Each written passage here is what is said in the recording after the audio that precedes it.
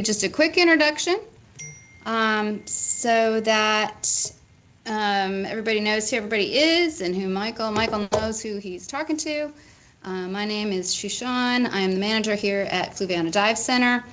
This is actually our, we're starting these little classes, talks, whatever, informative evenings, about once a month, sometimes twice a month, for information that you may be interested in. So I know that a lot of people are interested in meg tooth diving. I know I was. I'm still a little bit intimidated by it. So Mary Lou, I'm going to turn it over to you. Who are you and why are you here?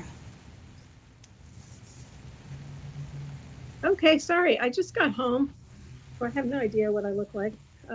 It's okay. Anyway, so hi everybody. So Mary Lou Malioni. I've known Shushan now for, I don't know, about 8-9 years. And I've been diving for about 45. I've been instructing for 40 something. And I love meg tooth diving. I love wreck diving, kind of all kinds, and photography.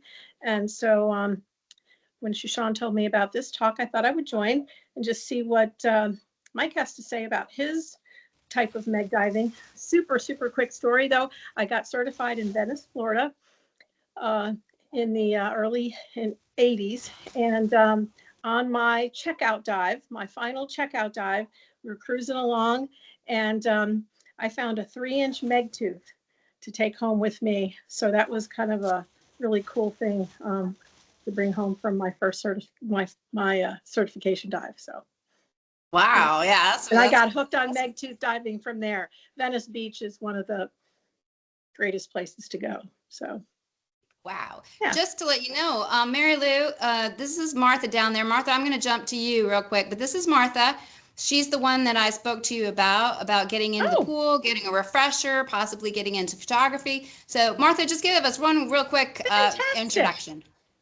My name is Martha Moorfield. I got certified in 85 and I last dove in 98. And so I'm just now getting back into it, but I'm very much interested in any form of diving.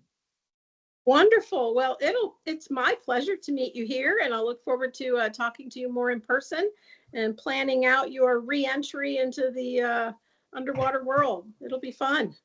Awesome. For sure. All right, Stephen, who are you and why are you here?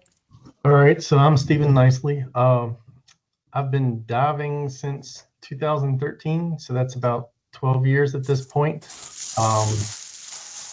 I've been dive master since 2021. I've known Shushan for about 4 years now. I recently went through my the instructor candidate school, the instructor candidate course, and the instructor examination. I actually grew up in my diving career with blackwater diving, public safety diving, full face mask, gauges right against the screen and not being able to see what my gauge was, just the shadow of the needle and where it was at on my pressure gauge. So I'm not unfamiliar with the low visibility, no visibility, but it would be awesome to be able to go to some of these different areas that are known for Megalodon teeth and be able to dive for them. For sure. All right, Michael, I'll turn it over to you. Who are you? Excellent. So I'm Mike Crist. I've been diving since 1995. Enjoyed diving North Carolina. Been diving North Carolina since 1996.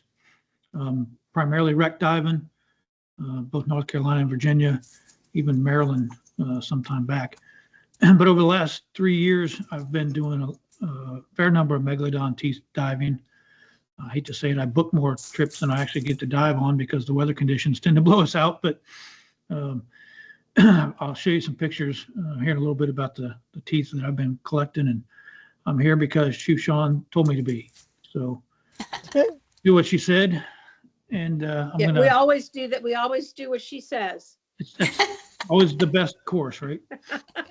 So I just want to share with you all and anybody else that wants to join us my experience with Megalodon teeth hunting, and if I can help you all out, I'm happy to do so. I also teach part-time down at Lynn Haven Dive Center, Virginia Beach, and live on the Eastern Shore of Virginia. So that's a little bit about me. And unless Sean's got something else, I'll go ahead and jump in Go right ahead. I'm just going to eat my dinner.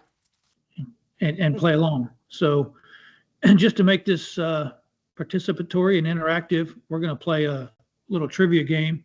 So if you've got your cell phone handy, we're going to play a Kahoot game.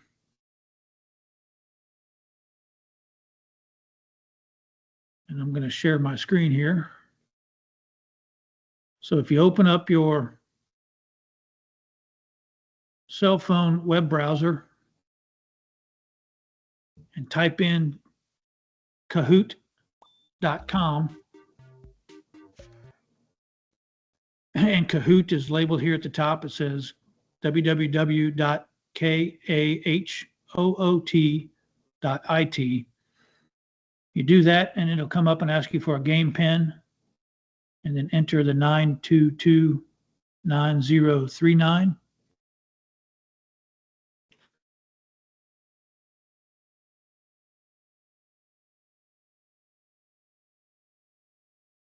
All right.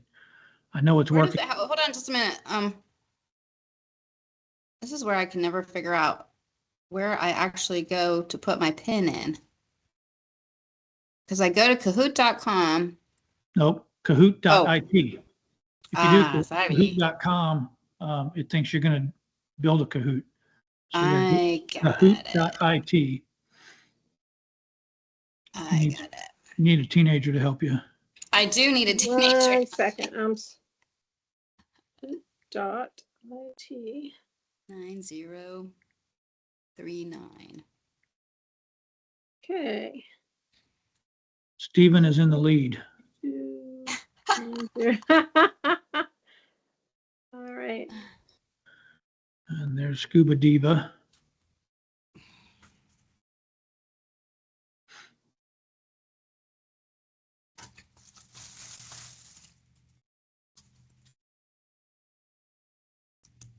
All right.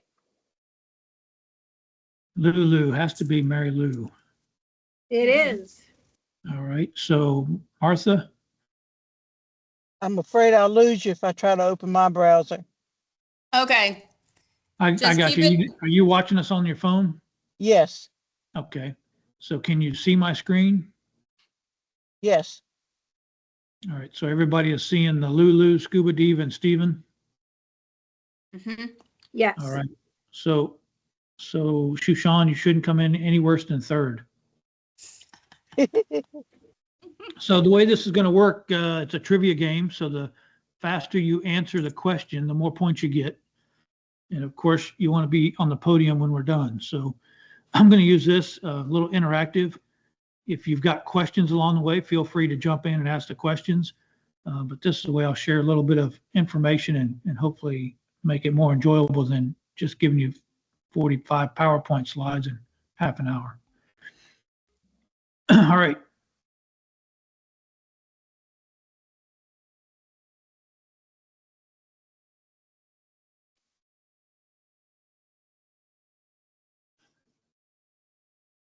Where do you?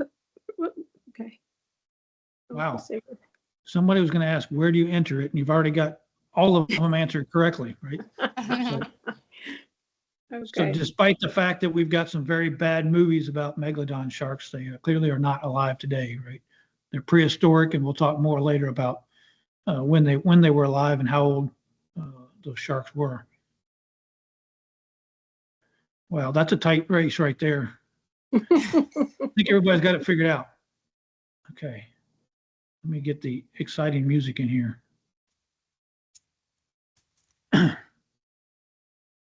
Now, Scuba Diva, you better get this one right now. Mm-hmm. Oh, doggone it. I did the same thing. I hit the Trick question. Oh. Right? So Yep, the because tooth on the left is from a That's sand a tiger sand shark. yeah. So Yep. I don't know that I could see the whole thing on my little screen here. Maybe I just didn't look for it good enough. Good That's one. okay. Tricky. So I fell for that same thing 2 days ago. yep. So if you've dove North Carolina, we often find the sand tiger teeth along with seeing the sand tigers, right? So that tooth's about an inch, inch and a quarter long. And then the one on the right is a Megalodon tooth. It's about 4.5, almost 5 inches long. So quite a difference. That sand tiger is probably a 6 to 8 foot long shark. And we'll talk more about how big the Megalodon sharks were here in a little bit. So trick question, nobody got any points. So we'll assign all those points to Martha. Awesome.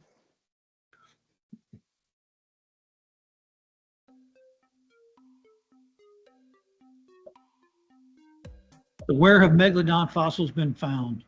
So worldwide is the correct answer. We certainly are going to focus today on North America and primarily North Carolina, but everything except Antarctica.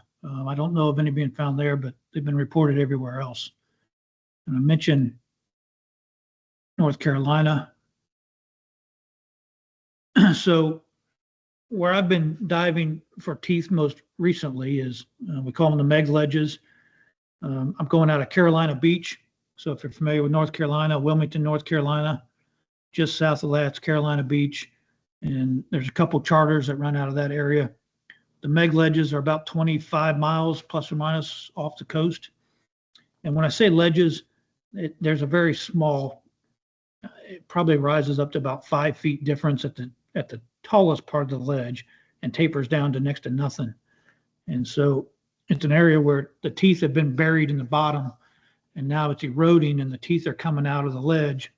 And so they're scattered all over the bottom. Some of them are buried in the sand, but there's literally hundreds and hundreds and hundreds, if not thousands and thousands of teeth in this area. So you can be quite successful diving there, and we'll talk more about some of the diving in that areas as we go on this afternoon.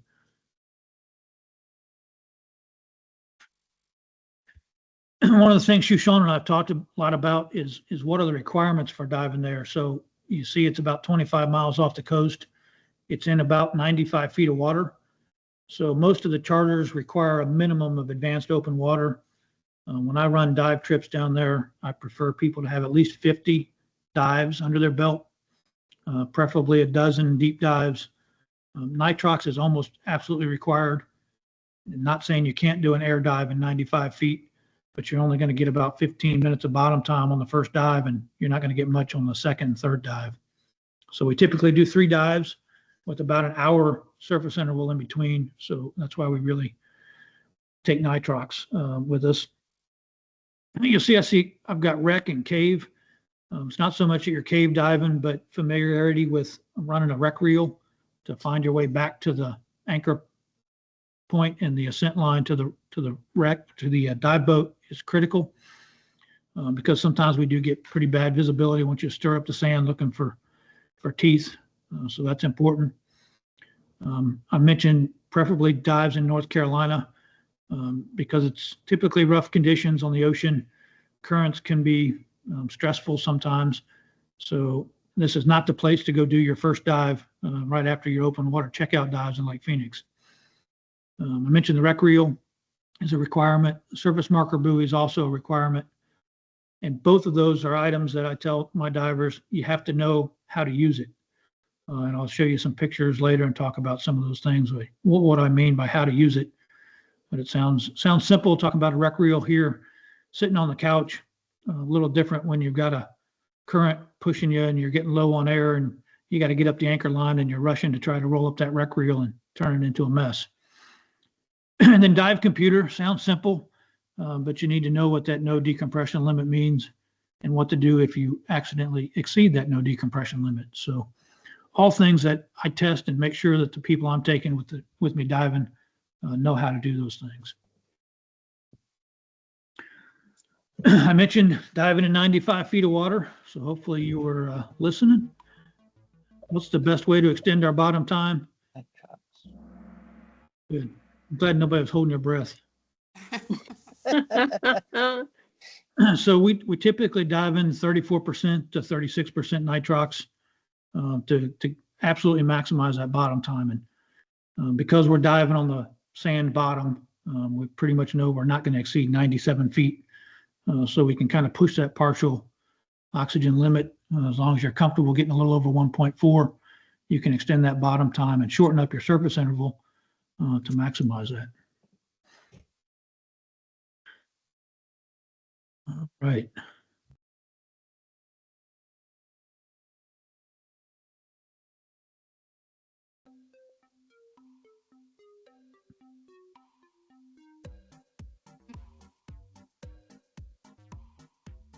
Yeah, everybody's worried about the trick questions now.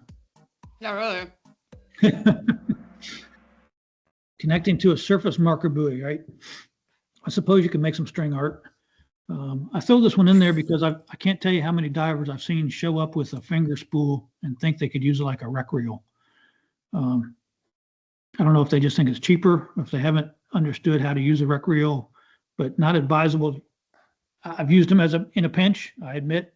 Sometimes when you're low vis and nothing else is available, I've used a finger spool. But it's a little harder to control and keep it from becoming a mess if you're trying to run a line off the anchor in 95 feet of water trying to hunt for teeth. So we encourage and require all of our divers on those trips to have a rec reel and know how to use it.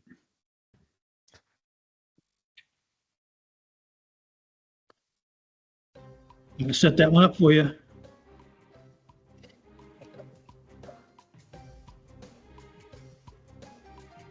Set down.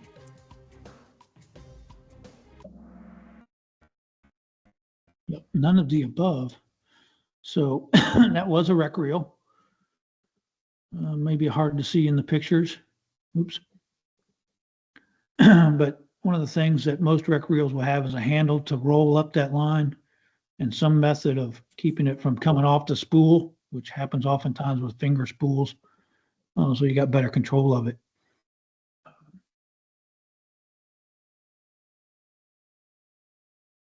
Yeah, I couldn't see the handle in on my phone here.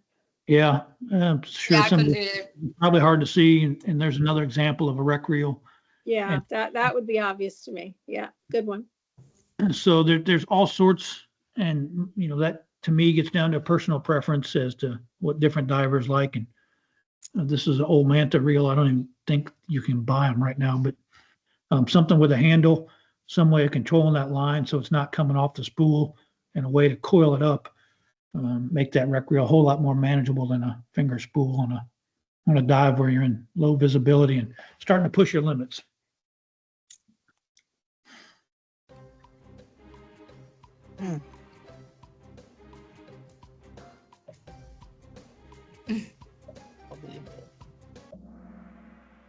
So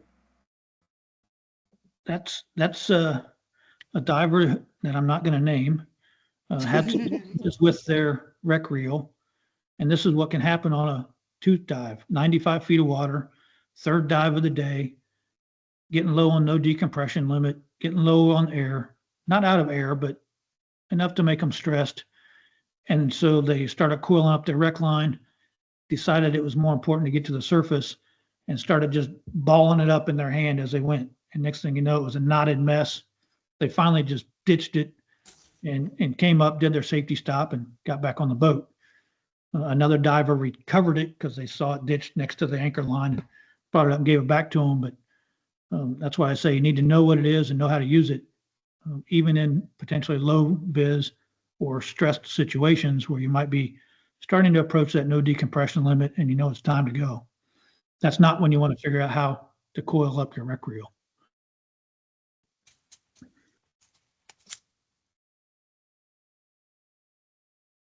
So Scuba Diva's got an advantage because she saw some of these the other day. Cheater, cheater. I got crucified last time.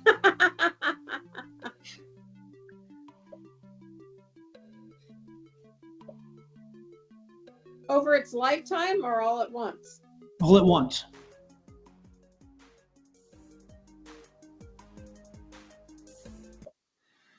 There was some good foreshadowing though. So I've seen numbers at 246 to 250. I guess it depends on how they count them or if they had a cavity or something, but 250 teeth. And they were in rows of 5 rows and 46 to 50 teeth in each row. So a lot of teeth in there. And Mary Lou is, I think, the one asking about over its lifetime. We'll get to that one next. Yeah, that's what I thought, because that's why there's so many teeth, because Exactly. they keep replacing them. They say a sand tiger, I think, has 30,000 over its lifetime. Wow. Yep. So there's some examples of the teeth that I've brought back from North Carolina. I've got a bucket load of teeth, but that's just some examples. The neat thing about where we're diving the ledges is you get the meg teeth, which are the large ones, but we also find makos, snaggletooth, tiger sharks. They've actually identified 13 different species of sharks that have visited this area based on the teeth. So they're not always the large ones. Sometimes you get some smaller ones, some different shapes. Some of the divers that I've been down there with have taken some of the smaller ones and made, necklaces out of them and other interesting display pieces.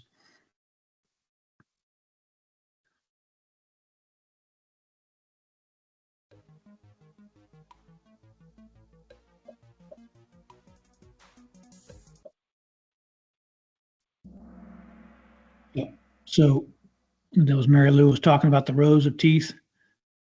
That's why we see so many teeth in a shark, is because they got row after row and they replace them over the lifetime as they lose them, right?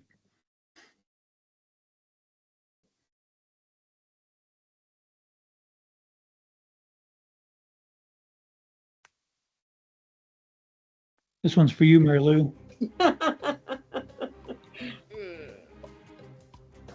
It's going to be a 25 or 40. Over 40,000 is the number I've seen. Wow.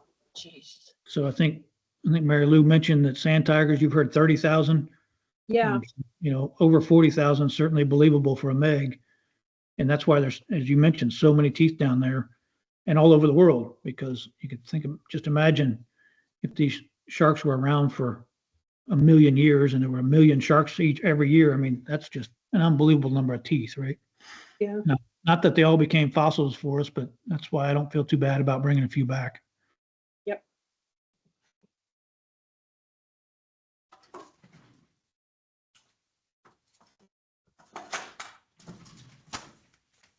Oh, Oh. Shoot. Dang it. well, typically people go for Jurassic because they think dinosaurs. They must have been dinosaurs, but the Megs lived about 23 million to 66 million years ago. What? Yeah. Was that a question? No. So, nope.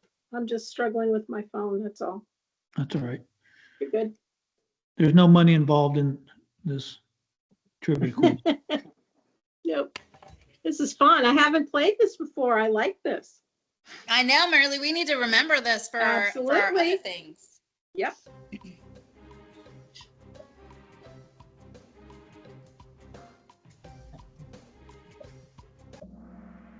Large marine mammals. So one of the interesting things about the Meg ledges in North Carolina, they believe that there's so many teeth there because back in the day, they think it was a whale breeding ground. So the whales would go there and have their babies, and then the sharks would come along and have a buffet. So we actually find a lot of whale bones as well as the shark teeth. I've brought back several bones that are part of an ear for a whale. I found rib bones. So it's an interesting place to go hunting for fossils.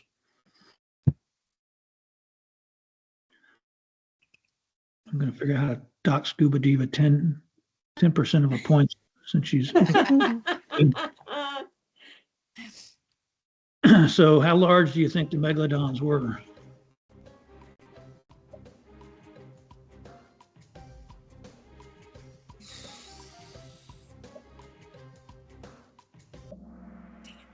Up to 60 feet. I always compare them about the size of a school bus, maybe slightly bigger. 100 feet would be a huge shark. Not that 60, not that 60 is not big, but I couldn't imagine if they were 100 feet long.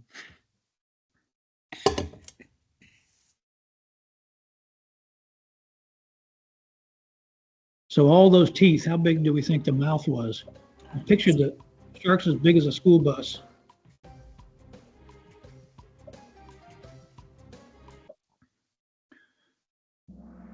Yep, about 10 feet. So my picture wasn't quite to scale, but you could imagine if it had a 10-foot mouth, it would be pretty easy for it to swallow up a diver if it so chose to.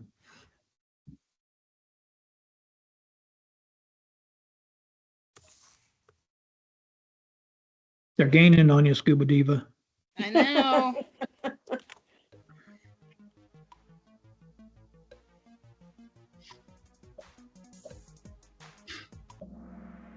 Climate change is the correct answer. And interestingly enough, it got colder. So again, think they were alive 23 million years ago. As the oceans cooled down, it killed off the Megalodon. So getting But closer. Michael, did Yeah. it kill the Megalodon? Oh, sorry. We'll answer this and I'll ask We'll another get it. question. Closest cousin. Great white, I would imagine. Yep, that's correct. Great white was the closest cousin.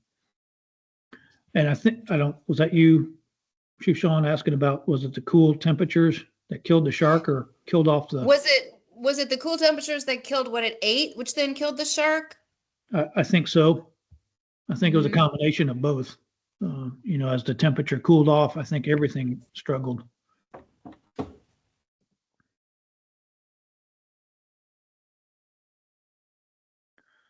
Lulu is hell-bent on catching you. Oh, I'm quite certain she will. She's not competitive at all. Not at all.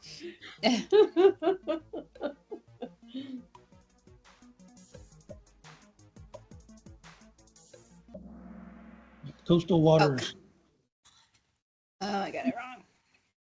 Yeah, so think about where we're finding the teeth, oftentimes in rivers and along the coastline, even though the coast has changed by a lot over the last millions of years.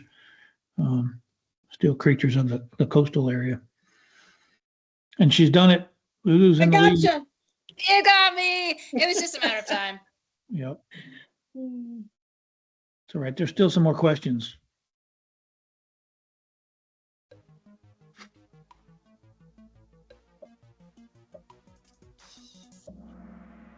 Grayish blue, and I'm not sure how in the world they came up with that, but scientists have determined that that's probably what their color was.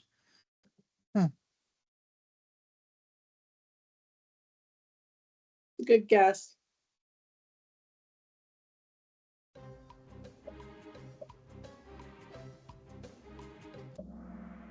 A bite force of 18 tons. I heard one of the teenagers the other day say, "What's a ton?" Yeah. 36,000 pounds. I mean, that's incredible. But think about it. They were biting through whale bones.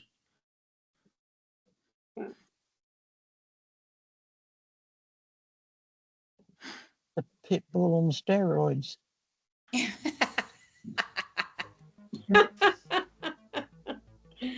How old do you think these fossils are?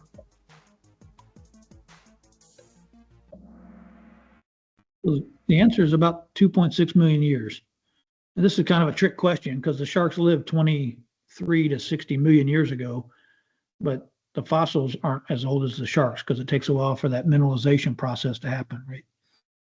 So they estimate 2.5 million years is what the age of the typical shark Yeah, tooth. that's a great trick question. So when do they consider something officially becoming a fossil as far as mineralization goes? I don't know the answer. I don't know the answer to that either. It's a good question, and I'm not a paleontologist or an archaeologist, so I just understand that they have to go through that mineralization process to become a fossil. And apparently it must take about 20 million years. Okay, cool.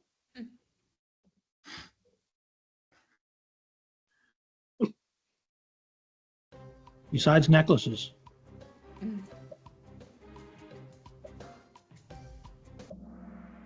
tearing flesh, right? I mean, they eat pretty much like a great white shark or most of the other sharks that we're familiar with. And that's also what tears their teeth out, right? As they bite into the flesh and tear it, their teeth come out, Mhm. and then they replace them. And that's why we see 40,000 of them over a lifetime.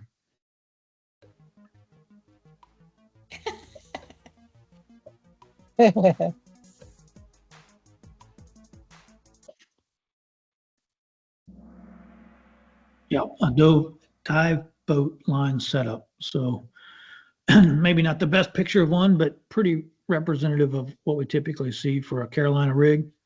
And typically what we see when we're diving the meg ledges, right?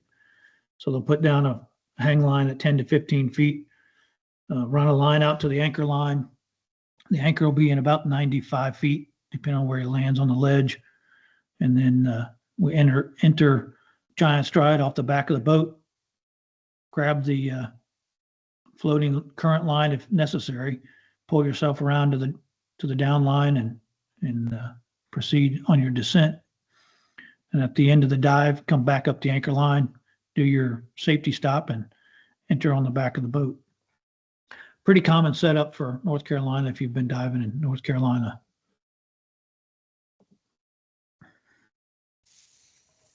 Oh, I'm back up. Nice. The charter I've been diving with the last couple of years is Wetsu out of Carolina Beach. And that's just us after one day of diving, and everybody had a couple of large teeth. Most of us had 4 to 5 inches. I think one guy had one as big as 6. Wow. The nice thing with the concentration of teeth there, once you know what you're looking for, you're almost guaranteed to bring teeth back. Mhm. Say the first time I went diving, I brought up a bag full of rocks and had to toss most of them back over. I could have brought them home, but they were rocks.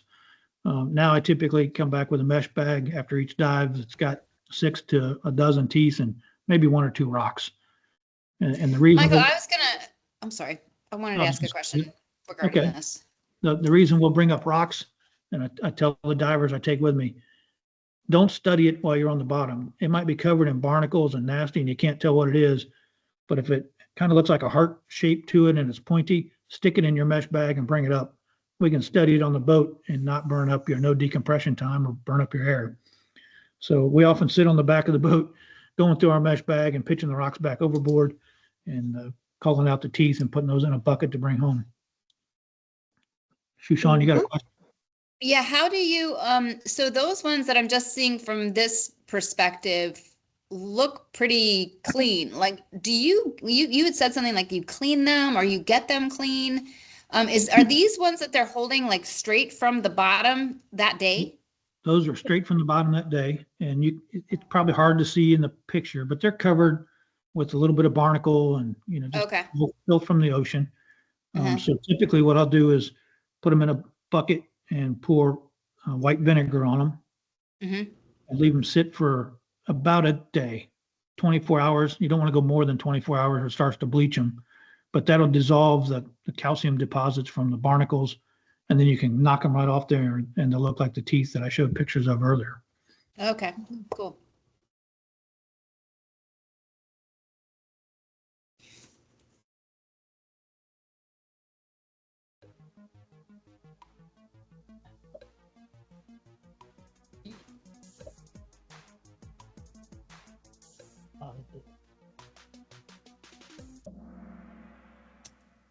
All of the above. Mm. Mhm. It is certainly 90 to 95 feet is our typical depth. But again, North Carolina diving, visibility is typically in the 15 to 30 foot range, and it's not unusual to have 3 or 4 foot seas. I've been out there and had 60 to 80 feet of visibility, and I've been out there and had 2 feet of visibility. And that's North Carolina diving. You never quite know exactly what you're going to get. If you get much more than about 4 to 5 foot seas, the boat's probably not running just because it gets too rough and beats you up pretty good. So Yeah.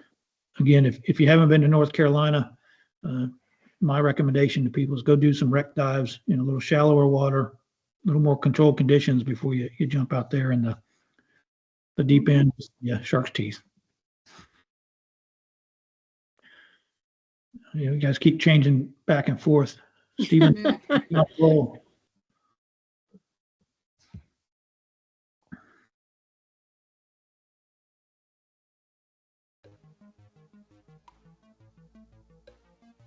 Eeks.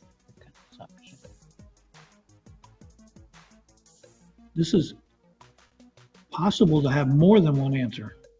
Oh, shoot. That was a lot to read. Worried about those points getting away from you. Yeah, I took a risk. Things happen faster at depth, right? Our air consumption is greater, Okay. right? Yeah. You think about it, now we're at 4 atmospheres. We're breathing 4 times as much air as at the surface. So our air consumption is naturally higher. And our no decompression limit is much shorter at 95 feet than if we were doing a 60-foot dive, right? So that's what typically happens to people is they're breathing faster and then they're digging in the sand and looking for teeth. So they're not thinking about a slow rhythmic breath. So they're breathing hard, they're working hard, they're using their air up, and they're watching the no decompression limit go down quickly. And so people get stressed out sometimes doing these kind of dives. So which one was the right answer? Well, I tried, it said multi-select, but I hit 2 different ones and it didn't do anything. And then, so I was like, okay, then I hit all of the above. I'm not sure. That's what I did. So it should have been the blue one, no decompression limits, much less shallow depths. And then air consumption is faster at depth. Right. But then it didn't do anything. It wouldn't allow you to pick them both? I did, and then it didn't do it. Yeah, that's a user error. Yep. I think, right. And what is diffraction bends the law of physics? That was just one to throw you off. Exactly. That's just you using big fancy words. I know it. He did it. He did a good job. You did a great job making this quiz. We just got to figure out how to make it so you can pick 2 answers. Okay. I got to admit, I haven't played it from your end, so I'll go back and figure out that one. But yeah, we're not changing the laws of physics.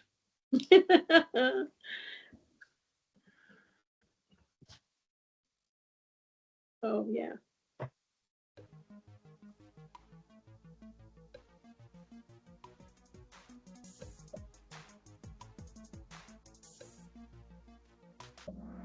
Yep. Tendency to hunt teeth at risk. And somebody the other day said I could probably word that a little better, but that's what happens is the no decompression limit's getting low, but you're starting to find teeth, and you hadn't found any in the first 10 minutes. And all of a sudden you get into a pocket and you're digging in the sand, and you're finding tooth after tooth. Your computer's beeping at you, telling you it's time to go. And you want to just keep hunting. But I hammer it home with all my divers. Be disciplined, come back another day and get more teeth. It's not worth getting bent or running out of air because you want to get that one more tooth. But it's almost every dive trip I've got somebody saying, oh, I wanted to get one more. I wanted to get one more. So it can become addicting, but we got to be conservative. We got to be disciplined, and we got to stop when it's time to go. Wait, before you move on. Yeah. Okay, I get it. Is it just because they want one more? Like, what do you do with these teeth after you get like 50 teeth, like over 10? Like, why is there need for one more? Well, some people, I've actually had divers compare it to gambling, right? Once you start winning, you just want to keep winning.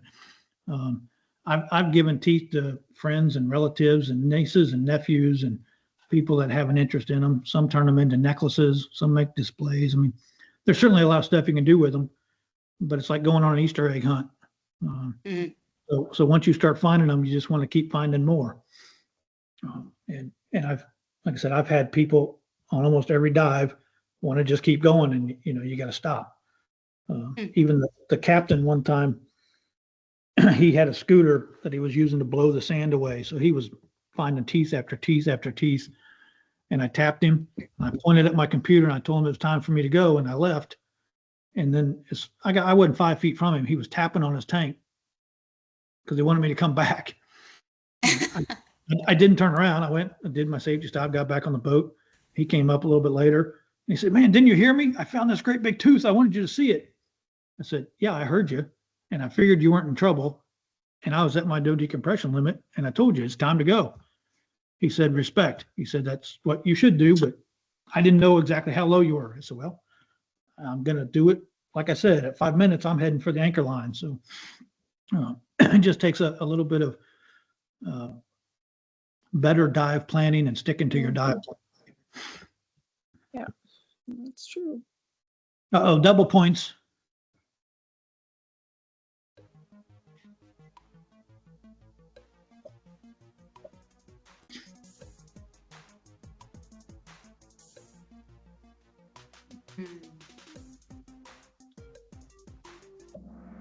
Ambush tactics, yeah. Very similar to great whites.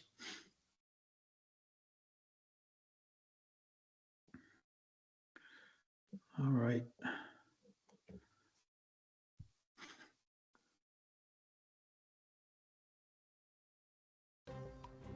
Scuba Diva's going to argue with me on this one again. I could, I want to see what Mary Lou puts.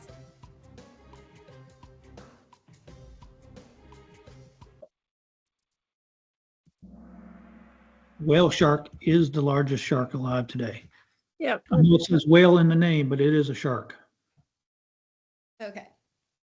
For some reason, I had in my mind that, and I think it's because it said whale. I was thinking whale instead of shark, but I was thinking, no, one of those two words is not what it is.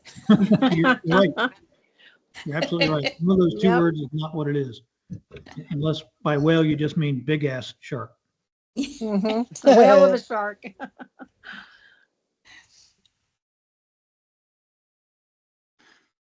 So whale sharks, what, 30-foot-ish? I thought that they can get up to just under 40. I think so. I haven't seen any that big.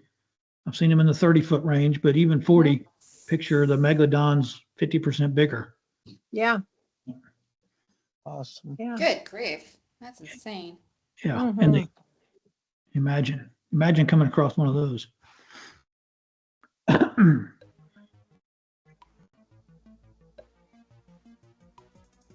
Well, these are hard to see.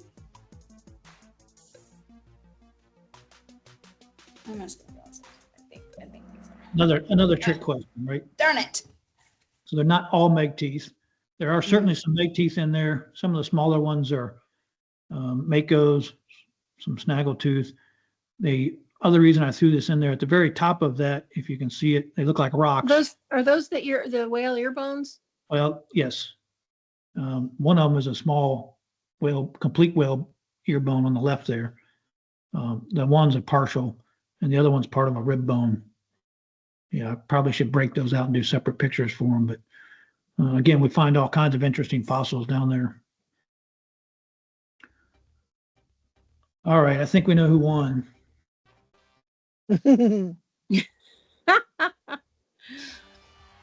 Good job, Mary Lou. Oh, thank you. This was fun. I'm gonna use this. I'm gonna steal your idea here, Mike. This is awesome.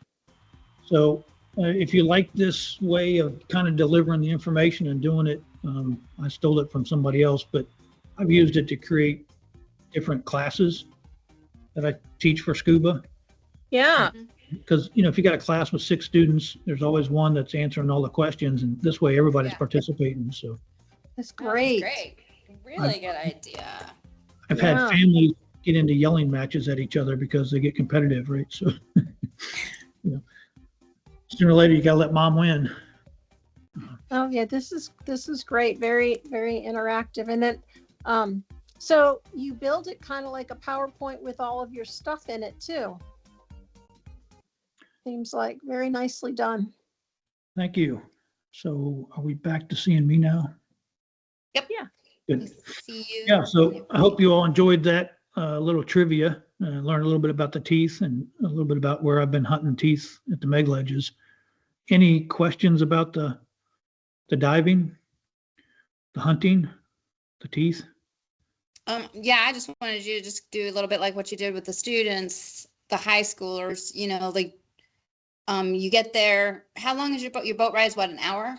Yeah, typically. So with Wetsu, and there's a couple different charters, but Wetsu's who we've been going with lately, They got a 30-foot catamaran, so it's a 6-pack boat.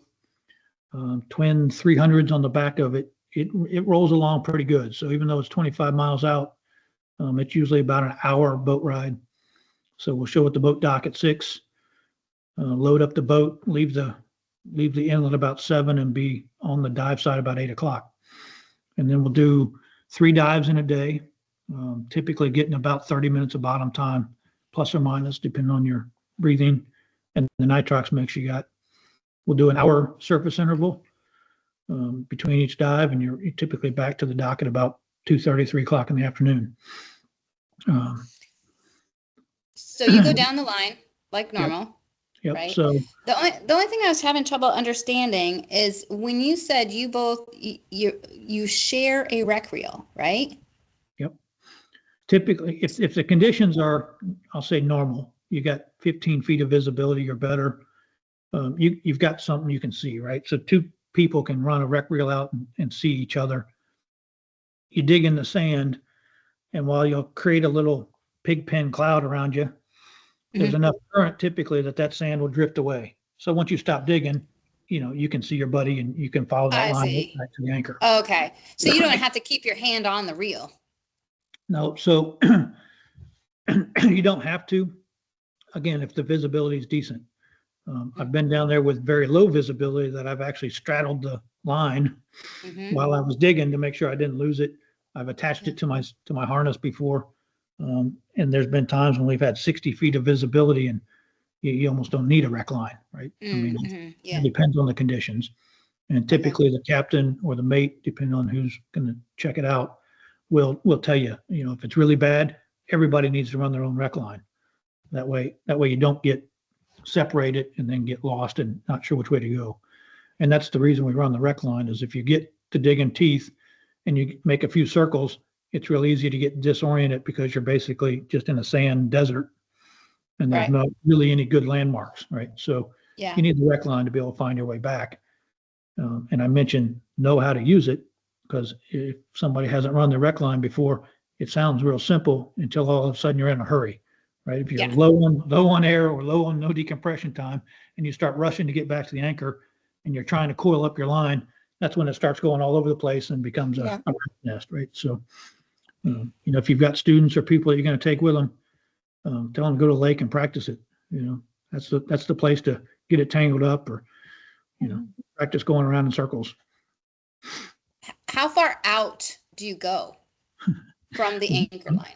I'm laughing because every trip we say there are teeth right next to the anchor, right? And inevitably you will find teeth right next to the anchor. I mean, but because everybody wants to go and find the best spot, people will run their lines out 100 feet, right? Okay. And then they'll come back and there'll be teeth right at the anchor, because the anchor's dragging the chain back and forth and it's digging in the sand, and then you'll find a full pile of teeth there. So I always try to tell people, just run it out far enough, you're not gonna be bumping into each other. So 2 people go left, 2 people go right, and the other 2 split the difference and just get far enough away that you're not gonna hit each other. And again, there's quite a few teeth down there. So again, you don't have to go a long way from the anchor most of the time. Cool. Do they just stay in the same spot for all 3 dives, or do they move down the ledge? Nope, they stay in the same spot. And typically, what we'll do is the sand bottom there is only about 6 inches to 8 inches of sand, and then you hit kind of a hard bottom. So typically, if you start fanning and digging and you start finding teeth, you just kind of dig a trench. I mean, it's not like a trench you're going to go lay utility pipes in, but just a little trench, and you keep moving. And if you don't find any teeth in the first few minutes, you move down a little ways and dig some more. If you don't find any, you move down and dig some more. And then once you find them, you just kind of start extending that trench. And typically once you hit, you'll find several in a spot. Yeah. So it's kind of like going fishing. You just got to keep moving around until you find a sweet spot. Yeah. The guy who taught me years ago said, to look for like grooves and places where the current and the surge would pile things up, and you'll see like other fossils or shells and things. And if you dig under those, that's often a good spot. Yep. Yeah, especially in Venice, if that's where you're. Yeah. There you're talking about 20, 25 feet. You get a lot of exposed in those grooves. Yes, Yep. yes. Now, you were talking about these meg teeth and where they are, and they think that they were a whale breeding ground, and baby whales and all this. So, of course, we don't know how populated the ocean was way back. We only know what it is now, which my impression would be like, oh my gosh, there would be no more baby whales in existence if that was happening. But where they're just like pods, like like like bait balls of baby whales, which drew all these megalodons to Yeah, that site. I think so. I'm not sure it was quite bait ball density, but based on the amount of bones we find with these teeth Yeah. and the amount of teeth, it had to be a lot of whales there, right? Well, I think the right whales, before the humans started whaling them, they estimated that their populations were in the like 700,000 animals, animal range, and now they're down to like 8,000 worldwide. So, hundreds of times the number of whales than we have now. Yeah. Yeah. So imagine that back then when there was no man hunting them, right? Yeah. Is there a shark that is from the Megalodon family? Like they believe the great whites were evolved from the Megalodon. The closest living cousin, but not one directly descendant, right? Yeah. And are they sure that they are extinct? You've seen the movie, right? Yeah. Yes, and I've seen like some crazy things, like they're down below in the abyss. Yeah, right. And I've seen, Too cold those for them. Those say they're channels that warm-blooded. are there's alien channels and stuff, and then they're like, oh, but the megalodon exists because look at this whale and it was cut in half, and and they have all this like huge squids and all those like monsters under the sea kind of thing. Is there any evidence for a shark that we've never seen before? Well, that's a different question. Yeah, totally different. Right. There's There very well could be a shark out there we haven't found yet and hasn't been discovered, but I don't think we're going to find a megalodon. Or something that big. Yep. If you do, Sorry, let me know. Mary. Yeah, right. Sorry, Mary, I interrupted you. What were you going to say? No, I think there's probably all kinds of little fish and new shark species we haven't seen yet, but they wouldn't be that big. I don't think there could be something that big down there that's not been found yet. And what would it? I don't know that it would have the large prey to survive on. Right. That's what I was going to say. What would it eat? Yeah. Yeah, That makes a good movie. Yeah, it does. Well, we could argue with that. Yeah, that's true. It was not a good movie. Right? It was not. Best scuba diving movie ever. Yeah. Yeah, it was a good middle school movie. It was a good high schooler movie. They loved it. Exactly. Yeah. Yeah. Guys, any other questions? Nope. Well, thanks for inviting me along, Shushan, and thanks for playing along, guys. This is great. I learned a lot, and so this was really fun. This was really great. Thank you, Mike. This was fascinating. I would like to just put out there though that sometimes when I do the North Carolina rec trips, I also couple it with Meg ledge trips. Like we'll add on a day or two, and so Mike, it might be something that maybe we get together and we plan a trip down there and do a few days of rec, a couple days of rec dives and a couple days of meg dives. Yep, that'd be great. That'd be awesome. That'd be a lot of fun because we're already there, and it's make the most of it. Yeah, I would love to do that if you're interested. Absolutely. Okay. Anytime I can go diving. What's that? Okay. Anytime I can go diving, let's do it. That's right. Yeah. And that's what I love about this. I mean, Mike's from Lynn Haven is your dive center, right? Yes. Mm-hmm. Yep. Lynn Haven, Virginia Beach area. I just love getting all these different dive shops together, different people, different, activities and things like that. I think it'd be great if we could do stuff like that together. It'd be a lot of fun. It would be. All Absolutely. right. All All right, right, guys. guys. Well, thank you so Thanks a much, lot. Mike, for your time. I really appreciate it. If nobody has any questions, thank you all for joining. We really appreciate you coming and spending your evening with us for an hour. And until next time. All Yeah, right. thanks, Mike. Nice to Thanks, see you all. Shush. Thanks. It was great You to bet. meet you, Appreciate it. Martha. Good Yeah, right, nice to guys. meet you, Mary Lou. See you soon. Bye, You Steve. too, All right. Stephen. Bye-bye. Yep.